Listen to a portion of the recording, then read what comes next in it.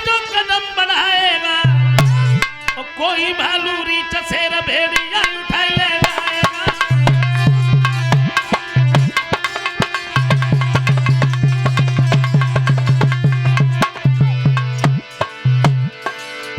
ऋषि नारद कहते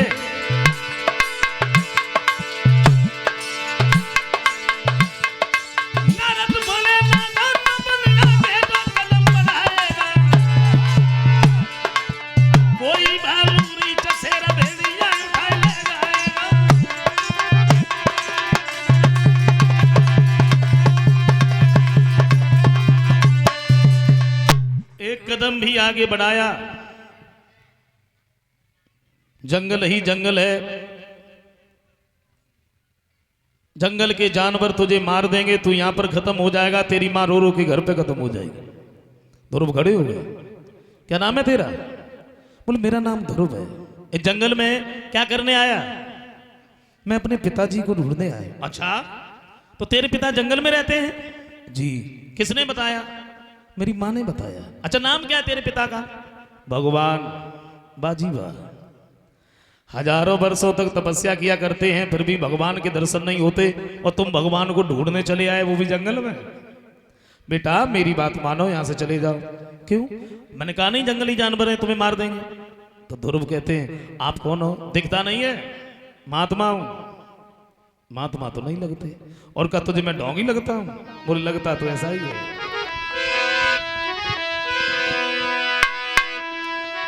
क्या तुम मौत से डराए और तुम संतन पूरे डोंगी हो जो।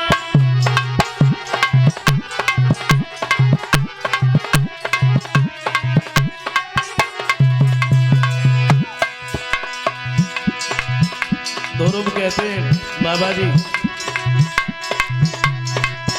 जब पिता हमारे पार ब्रह्म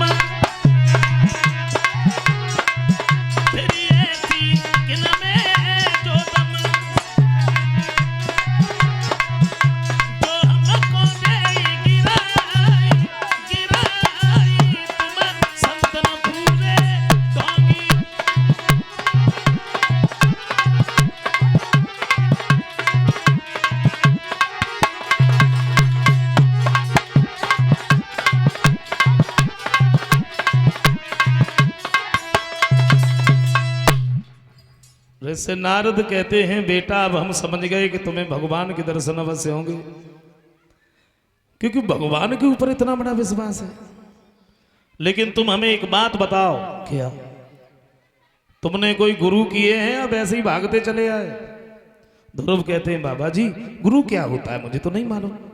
बोले बेटा तपस्या करके भगवान शंकर के समान क्यों न बन जाओ, और जब तक गुरु नहीं है भवसागर से पार नहीं होते, दूसरे भगवान के दर्शन भी नहीं होते, और पहले तुम गुरु बनाओ। तो ध्रुव बोले बाबा जी गुरु बनावे के लिए हम कहां जाएं, ऐसा करो थोड़ी देर के लिए तुम ही गुरु बन जाओ। तो ऐसे नारद गुरु बने, इन्होंने 12 मंत्र दिया, ओम नमो भगवते वासुदेवाय। कहा बेटा इसी मंत्र का जाप करते रहना, भगवान तुम्हारे सामने है। वैसे गुरु तो हर किसी को बनाने चाहिए। गुरु एक प्रकार के नहीं होते, एक होता है शिक्षा गुरु, एक होता है दीक्षा गुरु। और शिक्षा गुरु तो हमारे जीवन में अनेकों होते हैं। भाई जिससे हमें शिक्षा मिली वो मेरा गुरु, और शिक्षा गुरु तो बदलते रहते, पढ़ने जाते हैं, पहली क्लास में कोई और गुरु है, दूसरे में कोई और है, 5वीं में कोई और है, हाई स्कूल, तो ये तो बदल जाते हैं। लेकिन जो दीक्षा गुरु होता है, जो कान में मंत्र देता है, ये गुरु नहीं बदलने चाहिए। और अब तो हम देखते हैं आवश्यकता अनुसार बेगुरु बदल जाता है। हाँ देखो, एक बार अगर गुरु कर लो तो अपने गुरु की बात माननी चाहिए, नहीं तो फिर पछताना पड़ता है। जो गुरु की बात नहीं मानते हैं बाद में फिर रोना पड़ता है, पछताना पड़ता है। मैं बताऊं 2 मिनट की बात है, एक बहुत पुराना दृष्टांत।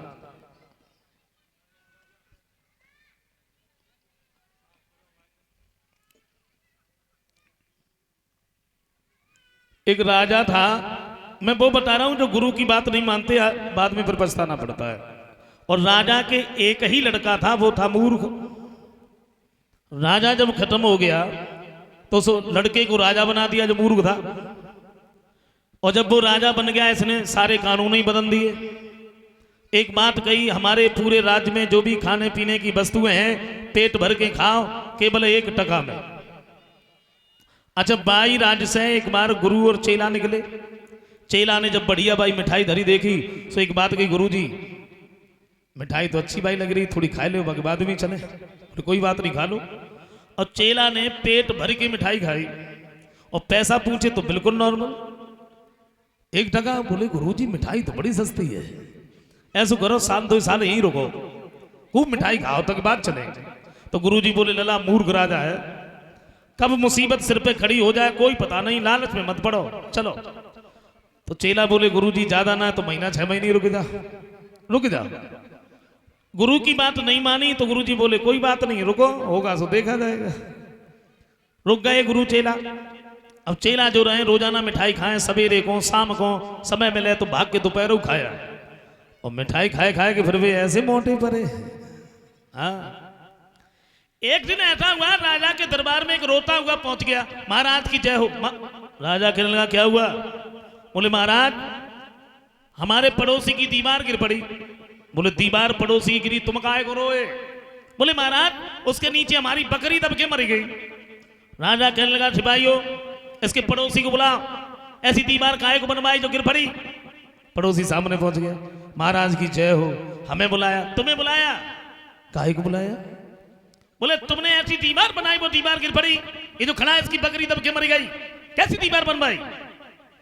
पड़ोसी बोला महाराज जब मेरू का दोष है, दीवार हमने तो बनाई नहीं, दीवार कारीगर ने बनाई। अच्छा तो दोस्त तो कारीगर का है, उसे बुलाओ। कारीगर को बुलाया, बोले तुमने दीवार बना दी वो दीवार गिर पड़ी, इसकी बकरी दब के मर गई, कैसी दीवार बनाई? कारीगर बोला महाराज मेरो दोष ना है। फिर किसका दोष है? बोले जो सीमेंट मिला रहे हो तो बाने में पानी ज्यादा डाल दो, हमने दीवार बना दी वो दीवार गिर पड़ी। राजा कहने लगा सिपाहियों इसको भी छोड़ो, उस मजदूर को बुलाओ। मजदूर सामने आ गया, बोले तुमने सीमेंट में पानी ज्यादा डाल दिया, उसने दीवार बना दी वो दीवार गिर पड़ी, मालूम तुम्हें पानी ज्यादा क्यों डाला? मजदूर बोलो साहब धोखा में ज्यादा पड़े हो। कैसे? बोले जब हम पानी डाल रहे थे तो आपके कोतवाल साहब थे, ये बड़ी सजा धजा के सवारी लेके जा रहे थे और हम इनकी सवारी की तरफ देखते रहे, उसमें पानी ज्यादा पड़ गया। राजा बोले अब समझ में आई है, दोस्त तो सब कोतवाल का है, उन्हें बुलाओ। कोतवाल साहब सामने पहुंच गए, महाराज हमें बुलाया? तुम्हें बुलाया? बड़ी सजा धजा के सवारी लेके जाते हो, तुम्हें मालूम है वो तुम्हारी सवारी की तरफ देखता रहा, उसने पानी ज्यादा डाल दिया, वो दीवार बना दी वो दीवार गिर पड़ी, ये जो खड़ा है इसकी बकरी दब के मर गई। अब कोतवाल साहब अपनी सफाई में कुछ कह पाते तब तक राजा ने हुक्म दे दिया, जल्लादो सब दोस्त इनका है, पकड़ के ले जाओ और फांसी लगाओ, ले जाओ। अब तो कोतवाल साहब को पकड़ के ले गए। जल्लादों से बोले भैया जा में मेरो का दोष है, और मूर्ख राजा है, हमें तो बिना मतलब में फांसी लगाई जा रही, ऐसा करो जो तुम ले उसे ले लो और हमें कैसे छुड़वाओ राजा के यहाँ। तो जल्लाद बोले तुम चिंता ही मत करो। कोतवाल को वापस लेके सामने पहुंच गए। राजा ने पूछ लिया फांसी नहीं लगाई क्या? जल्लाद बोले साहब फांसी कैसे लगाए? क्यों? बोले कोतवाल साहब की गर्दन तो बड़ी पतली है, फांसी का फंदा बड़ा चौड़ा है, कैसे लगाए? राजा कहने लगा मूर्खो इतना भी नहीं जानते हो, कोतवाल की अगर गर्दन पतली है तो कोतवाल को छोड़ दो, अपने पूरे राज्य में घूमो, जिसकी गर्दन मोटी मिले पकड़ के ले आओ, उसे फांसी लगा दो जाओ। अब जल्लाद भागे, चारों तरफ खोजते रहे, कोई नहीं मिला। अब जो चेला जो रहे हाँ मिठाई खाए खाए के बड़े मोटे पड़े। जल्लादों ने उठा लिया, बोले चलो।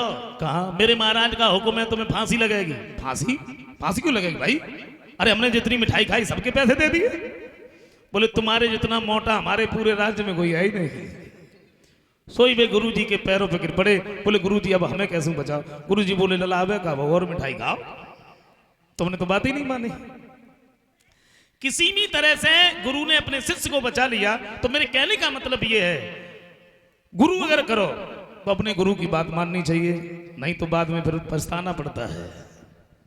जैसे नारद ने ही अपने ही हाथों से बड़ी सुंदर ध्रुव की कुटिया बनाई है कि ध्रुव की छोटी पर कुटी और यमुना तट पे दरसा